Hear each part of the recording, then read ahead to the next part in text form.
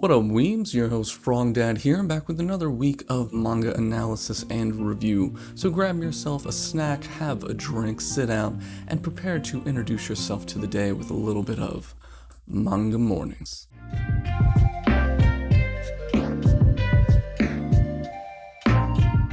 This week I would say that most of the chapters are pretty action and setup oriented in about maybe 3 of the 5 of them, so there's not too much to discuss there, just kind of a review of how things are flowing. But let's start things off as usual with our big hitter, Mr. One Piece. One Piece chapter 998. We are getting really close to that 1000th chapter, and Oda's doing a great job of building up the suspense for it, especially this week. Because this week we're seeing everyone kind of getting into the avenues or the grooves in which they're going to ride out the rest of this Onigashima raid and battle, at least seemingly on the surface, because the chapter is entitled The Ancient Types, and we do see several of our main Straw Hat crew start to pair up against several of Kaido's leading Tobiropo members and prepare for battle. Now, this is the typical One Piece formula. Usually whenever there's going to be a big battle between the Straw Hats and another group, there's usually several kind of commander style or leaders in the enemy army that one of our Straw Hats pairs off against after fighting through a bunch of fodder. And this week Marco himself even said, hey, you guys shouldn't be down here fighting all these fodder, right? Like, you have more important shit to do, don't you? And it's like, yeah, that's how this goes every time. And so this time around against Kaido, we're seeing all of these Straw Hats start to pair off against the Tobiropo members, and specifically the fact that they all have very powerful ancient Zoan type fruits. But I am getting ahead of myself, because before we get our characters marching off to their battle pairings, we do get a look to see how Marco the Phoenix truly earned the title of commander. He shows up onto the battlefield and he manipulates his devil fruit powers in a way that immediately can change the tide of the situation, showing that he has great control over the power of the healing flames of the Phoenix, which is really neat to see. So he's able to restore the proper body temperatures of all those inflicted with the Ice Oni plague from Queen, which is going to give Chopper plenty of time to work up the antibodies. So seeing him be able to kind of command a battlefield is a really nice showing of the type of position that he is supposed to be holding, but since Marineford, we haven't really gotten too good of a look at him fulfilling. But before Chopper is able to make a clean getaway and start wrapping up all those antibodies, we do see that Apu realizes it is his ass on the line if he fucks up, and so he rises up and it's like, oh no, this is what we're kind of expecting from, one of the supernovas. He should be stronger than this. I know he took a hell of a slash from Zoro last week, but he should be able to handle one slash, right? But he gets up and he builds his determination and he's gonna be a supernova, and then Drake just fucking takes a bite out of crime and just starts slinging his ass around, and it's just like, alright, get fucked. I think it's well deserved. Good job, Drake, and just claps all around. And Drake, is able to say, like, clearly you may have some suspicions about my allegiances, but I hope this is showing that I can handle things here. And Zoro throws out a really fun line where it's just like, you know what, even if you're weird, at least you know how to back the right horse. And after we see this, of course, we do get this cool moment where Marco offers to fly Zoro up to the roof, and he's like, hey, you shouldn't be dicking around with these guys down here, like I was saying earlier.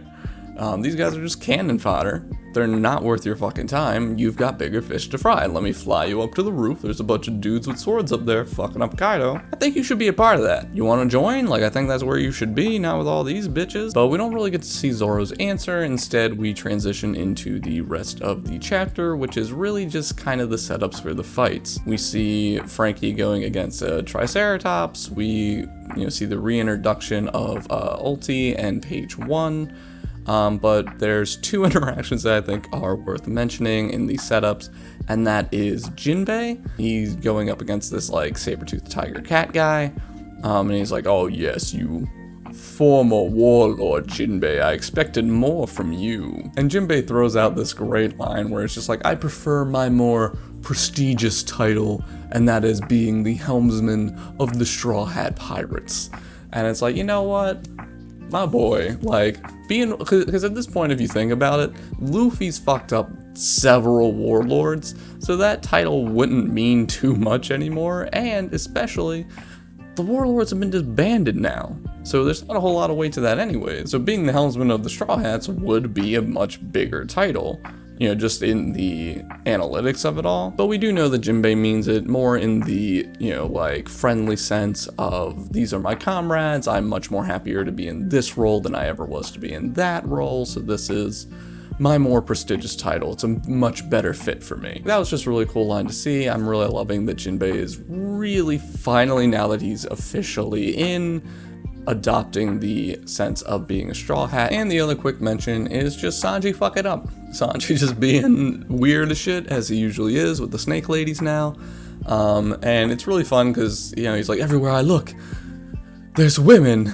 And, you know, it's this giant creepy spider with like these 9 women like head things or whatever. And in any normal situation, people would be freaked the fuck out by this. But Sanji, you know, he leads with his dick. And so he was like, is this heaven? And even the spider people are like, what the fuck? There's something wrong with this dude. Like, what the hell? And so like, I just thought that was a fun moment. It's comedy like that makes me like a little more okay with Sanji being a fuck up at times, because at least it adds some levity to the situation, and it does stay right in character, but every now and again I would hope he moves past it. And finally, wrapping up this nice little chapter, we get a little stinger with Yamato, where they are hiding with Momonosuke, and there's this kind of like big dragon statue, and he's like, oh yeah, you know, this was once at the front of the castle, but after it got destroyed, they put it down here for storage. And Momonosuke's like, all right, well, who destroyed it? I was like, my old friend destroyed it, and he came here to kill Kaido all those years ago. And you get that little background where like, it's my boy Ace. Like, he showed up. He was here taking names and kicking ass. Like, he was here to kill Kaido. And it's nice to think that we're finally going to be able to see the like full extent of what Ace's visit to Wano was. We did get a little bit of it before, but I'm really interested to see if we can expand upon that in the next chapter or two to get the full backstory over what he did and accomplished during his time here. But that's pretty much it for the chapter. It was all just set up and a couple of jokes. Like, it was 99% setup, I'd say. So seeing that we get a little bit of Marco, we get that little setup with Ace, it's kind of just a setup chapter. You know, I'd say it's a little better than average with that stinger, because I really like that stinger. So I'm gonna go ahead and give this one a 6. Moving on to Black Clover 275 this week.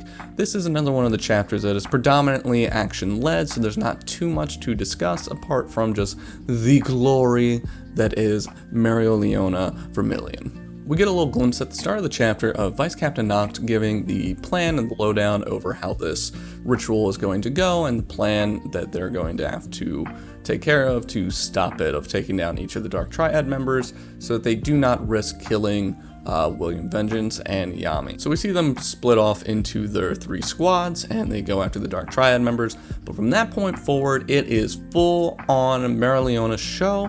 I'm probably mispronouncing her name, but Leona, like, we know who she is. She's the biggest, baddest bitch in this whole fucking series. We got a glimpse of her last week where she was the one who attacked the giant ancient demon that was showing up and trying to murder all the villagers. And it's like, all right, who's gonna fight that thing? Like, what group of people's gonna fight that thing? And you don't need a group, you need one bad bitch. And so she shows up and she fights this ancient demon, and she shows that, you know, like back with the elves when she got pinned down, she was really sad, like not, you know, like break her heart sad, but she was disappointed that her power could only go so far. And so she apparently went on this big training journey, and it looked like she was bathing in lava, and now she is practically leveling up her magic, and this was just the right opponent to show how much she's grown. And grown she has, because she has now been able to become Hellfire Incarnate, the title of the chapter, and she beats this demon's ass all up and down the fucking Spade Kingdom. And so she becomes Hellfire Incarnate, she blasts all around, she beats the shit out of him, people are like, she's like mana itself, it's fucking crazy, and it's like, this is what we expected from our bad bitch. and it's fantastic. It's a lot of fun to watch her beat the shit out of this dude, and then she finally, unleashes her biggest attack on him at the end to put him down. And it's Mana Zone full release, so it's like, alright, she fully leveled up even that ability. So that's really dope to see that she is kind of at that next step that hopefully some of our other heroes will achieve eventually, but for now she stands in a league of her own. And finally, the chapter ends with just seeing the pairings of what squad is going to fight which Dark Triad member, and that's it. That's the whole chapter. It really was just the battle of Mereoleona, showing off her growth and the new power that she wields, which I gotta say is a lot of fun. I'm a fan of the character. I'm a fan of watching her beat ass. So with all that considered, the chapter, I would say that's, just because she's so cool, I'm gonna say it's better than average. But again, this was a build-up chapter, so really there's not too much to say. So I'm gonna go ahead and give it a 6. Borrowing a little bit of that Mereoleona fire magic to blaze ahead right into Dr. Stone chapter 178 this week. Now, this is going to be the final of our kind of build-up and anticipation chapters. For Dr. Stone, that really just boils down to this week we get a science lesson. And even though it is just kind of a build-up sciencey lesson chapter, it's still pretty neat to see because you get characters like Chrome who are new to the whole concept that someone like Dr. Chelsea brings to the team, where he even says, like, how can you tell what the other side of the world looks like without seeing it? And she's like, well, you can look at these factors because everything is connected. And you get Senku and Zenu who are just like, La Nina, like that's the thing. And if you missed that chapter in school about El Nino and La Nina and how the ocean currents and temperatures can change depending on the year, given the influx of cold air and like pressure, I'm not a scientist, coming from the Arctic at either pole, can change how the overall temperatures of the currents go and thus can affect the globe overall. But seeing them determine this just through the knowledge that there is excessive snowfall in Japan is really neat to see, and having that kind of overall realization that the entire globe is connected by science. And it's like, yeah, I wish there were some people still leading countries that would acknowledge that. But, it's neither here nor there. I'm not bitter. I'm not, we're all gonna die. But, it's a cool chapter. It's cool to see that. And from there, we can move on to some more of the humor in that they have to play musical chairs. The musical chairs in question just being a reference to the motorcycles they've been riding and how when they bailed initially, they didn't really divvy it up by weight because they didn't know how much people weighed. And Senku is like, all right, we need to figure this out. Here's a scale. 1 cubic centimeter of water is equivalent to 1 kilo. And so from that, they're able to determine everyone's weight, much to Luna's dismay. She's a lovely lady. She wanted to keep that information private. But it's really cool to see the difference between, a modern woman from our times and someone like Kohaku who was like, why does it matter? Who cares how much you weigh? Like, it's just how it is, right? So seeing that diversity in their opinions was really fun. And they finally weigh everyone up, and it's neat to see how they do that. And they divvy up the motorcycles and they start going, and they do it just in time to hit a cliff where it doesn't matter anymore. And the Stanley crew is right behind them with the plane, so they're kind of fucked. They just need to get to the rainforest and they need to do it quickly. But Senku is like, you know what? How about we build a ski lift? Like, dude, come on, man. Like, I know this is kind of your whole thing that you build crazy shit, but like, bear with us here. Although I guess to be more specific, he does call it a ropeway. But as the rest of the crew states, they're like, you want us to build that shit now? Here, when we're going to be murdered? Like, they bring up valid points, but that's the whole reason we like the show. I think the chapter is a great showcasing that. We get some cool science lesson, and then we get to see our main character build crazy things that you would never expect to see in unexpected ways in a very unexpected time. It's a great showcasing of what the series can be, but in that sense, it does just kind of build things up. So with all that taken into consideration, I'm going to say that this chapter deserves a lovely little 7 for the week, just of being a great showcase with some good comedy, and I like the lesson and the notion of explaining to the audience that the whole world is indeed connected. Now riding our Senku ropeway into the chapters that are a little more in-depth this week, starting with My Hero Academia, chapter 294. We're getting pretty close to that 3 on this chapter, and that's going to be really neat to see. I'm betting, given all the events that we've seen lately, we're going to see something very explosive for that 300th chapter. But this week, the story almost fully belongs to Mr. Compress. But we will get there momentarily because the chapter does start off with some cool stuff before then. And it is a little sentimental and it is a little kind of typical shonen, but I do like the kind of intro monologue by Best Jeanist at the start where, you know, he mentions there's so many heroes and there's so many people who gave everything they had to the last ounce of their energy. And it was all of them working together that led to being able to let the drugs take effect over Gigantomachia and allow him to actually suppress the giant. And so that if any one of them at any point had given up, if those threads had loosened even just a little, then the whole thing would have came tumbling down. And so it's cheesy, but I like it. They get it out of the way in a couple of pages. And then we're able to see Best Jeanist really showcase his true potential as one of the top heroes. And of course, you do still get to see my boy Lemillion, and he is beaten ass, but even he has to acknowledge, like, of course these other chumps were having difficulty with these Nomu. They're so sturdy and strong, even if they are slow. And it's just like, yeah, you know what, just claps for you, man. Like, I love seeing you back. Thank you for busting ass. But we do get some growth from Bakugo, which is kind of weird to say with, you know, just kind of the way that he is. And it was just such a tiny little panel, but we do finally see him learn to listen to Ida, that Ida's like, look, dude, I know you really want to fight and you've been really cool for this whole thing. You took some hard hits, but if these guys hit you, you're fucking dunzo, and that's bad news bears. Please leave. And Bakugo finally, he witnesses the powers of these Nomu, and he's like, you know what? Fair. Like, if I get fucked up by these guys, I don't think I'm making it out, so I guess I'm gonna have to bounce. And it's like, all right, good, more growth. Like, I'm not over the moon for Bakugo like some are. I know he is always kind of like leading these popularity polls, but I do like seeing growth in him. I think he's a really cool rival to have for our main lead, and seeing him grow consistently in his own way in the background, just kind of as a person versus growing his like power specifically, I like that. So even though it was a tiny little panel, I just wanted to make a note of it. But moving on to the highlight and the main bulk of this week's chapter, and that is Mr. Compress finally revealing not only who he is, but his dedication to the movement and why he joined the League in the first place. Because that's one of the really interesting things about the League of Villains, is they were kind of a no questions asked type of deal.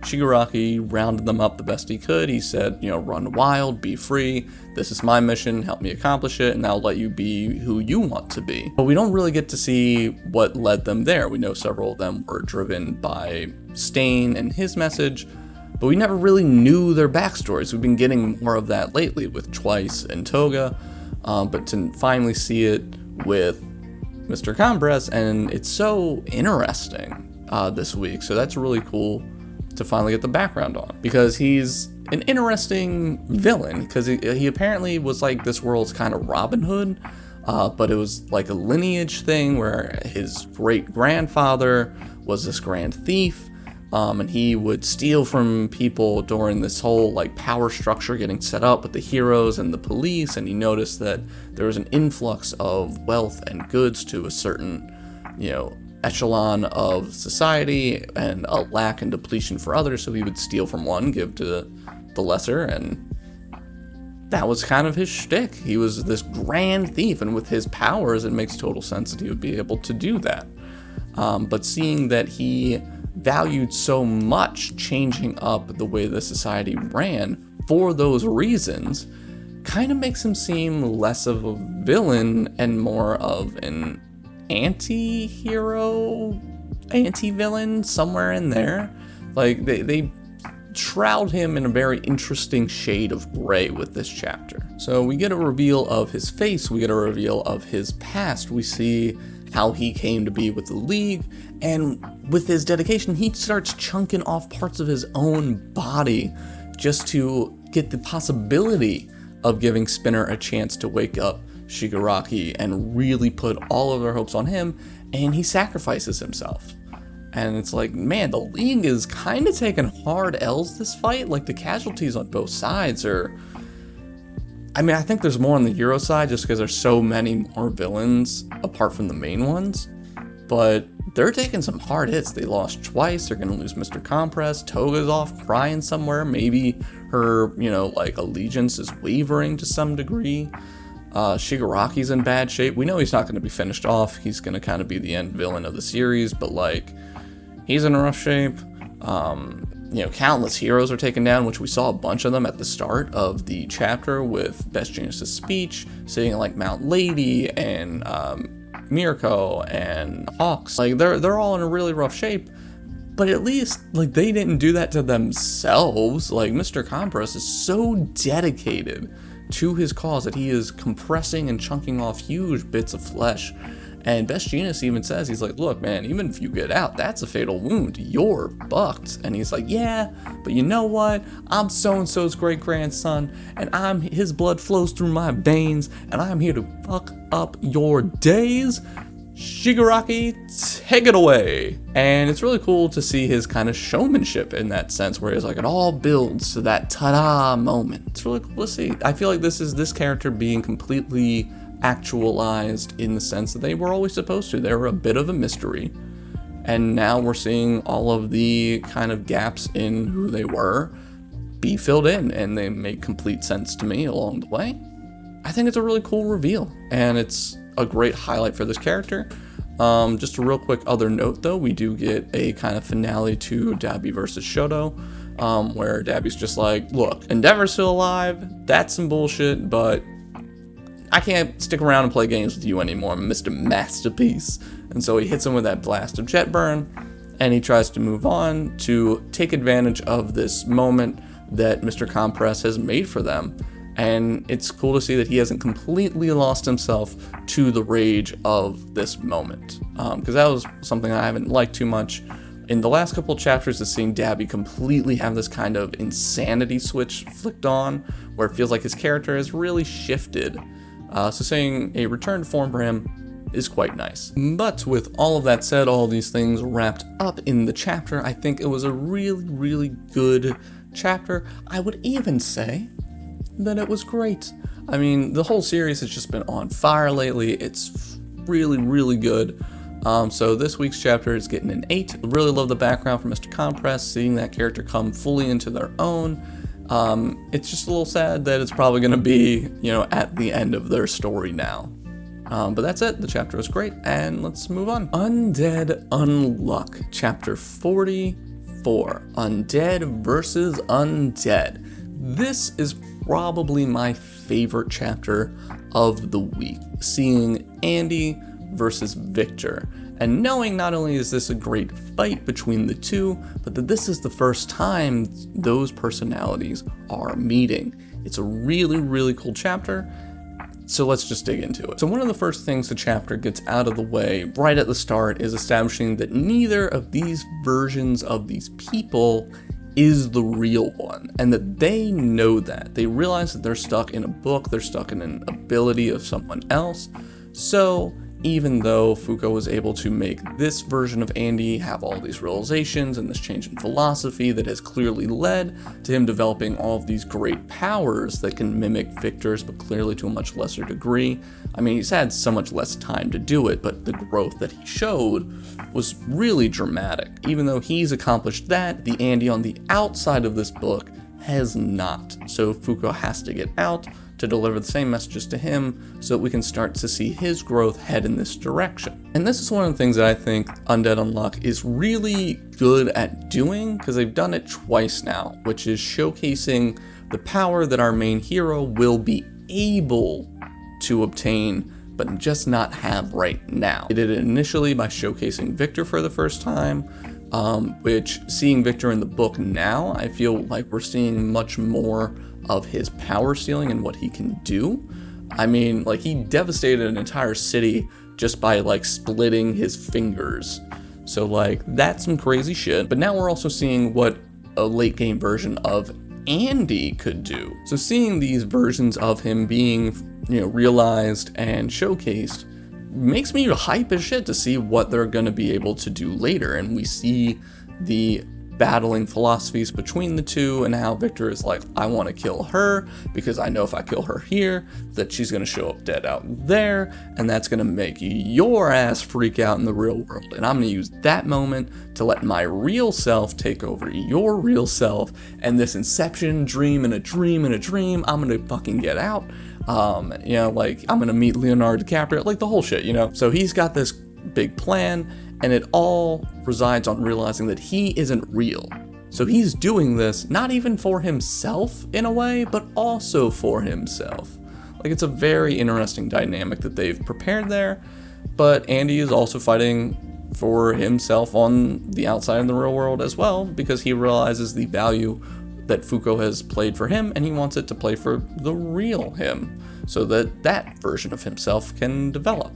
And they end up having this really cool fight where you see all of the new abilities that Andy has developed, but that they're just kind of pale in comparison to Victor's, which makes sense. Victor's kind of been built up as one of the like final bosses of this whole thing, like him and Billy now. So when Victor cuts off his arm and he shoots out Dead Road, and he's able to blast Andy with it, but Andy cuts off both of his arms and tries to match it, where he says, you know, like, oh, if that's the best you can do with both arms, then you are clearly outclassed. And he's like, yeah, but you know, I've been figuring out some other shit in the meantime, stuff that you would never figure out on your own. It's just like this battle between the two, where one is clearly an inferior version of the other, but that they have seemingly more creativity, is exactly the kind of battles that I like. Like, that was one of the things that I really enjoyed in, say, Yu Yu Hakusho, where there's many fights, especially in the beginning of the series,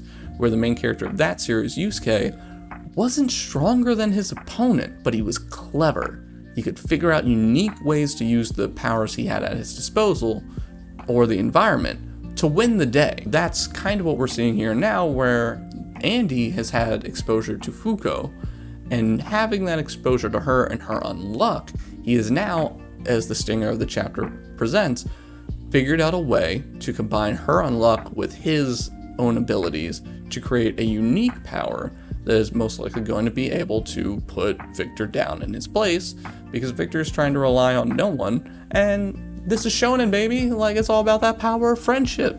Like, you need other people, bro. And that's what we're going to see next week, or at least that's what I'm hypothesizing that we're going to see next week.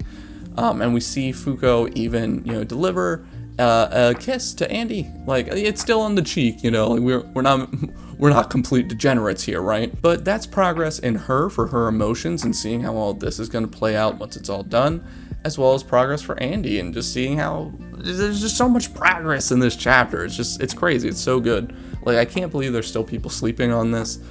This is easily, to me, the best startup, you know, like, newer manga in Shonen Jump right now. I think they're hitting all the right notes, doing everything correct. I can't wait to see where it goes next week, as I feel every week. I think that's really it. I can't gush on it too much more than that. It's really just great to see progress for our main characters that feels natural. It feels correct. It's such a unique setting and power system. Because, like, especially this week, they got much more into kind of like the gory nature of being undead, where usually we just see him kind of like blast off a body part. But seeing all these new powers that seem to be the stronger versions of those powers, they all rely on blood and using like the hydraulics of it to make themselves stronger and propel themselves faster. So that's all really cool. I really like this power system and these abilities and these characters and this whole series. I like all of it. It's so fucking good. So I'm just going to go ahead and give this chapter a 9. I think it was phenomenal. I think it was really good. It really just made me love the series, and you can tell that they built it up as a big chapter, and I feel like it delivered.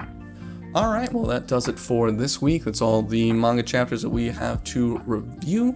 Please do go ahead and drop me a comment down below. Let me know what your favorite chapter this week was. I do think my favorite is going to have to go to Undead Unluck. But if there's anything in the chapter that I missed or didn't talk about that you would like discussed, please go ahead and just drop it down there. I'll be sure to respond to you. But going further beyond that, because we have to go further beyond, if you could always do me a favor and drop me a like, I would greatly appreciate it. It really does help the YouTube algorithm pick up the video, push it out, help a small channel like this to grow.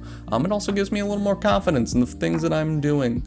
But if you really want to go that extra mile and you like this video, you want to see more like it, go ahead and subscribe and hit that little bell over there. Where am I? Yeah.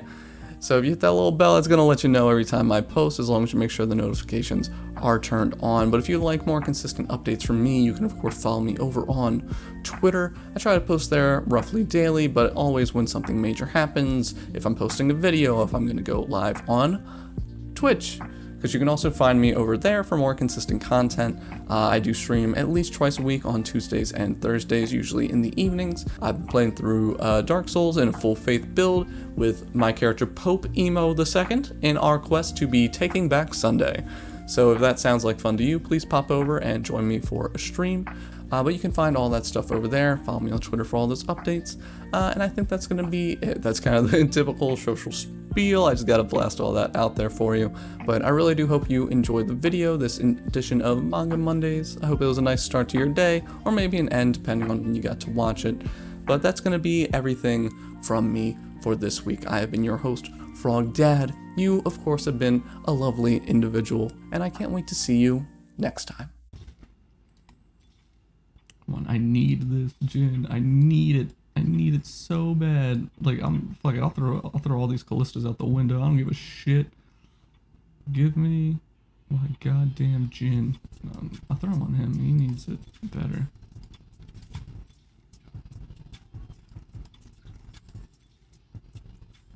There he is. There he is. Fuck it.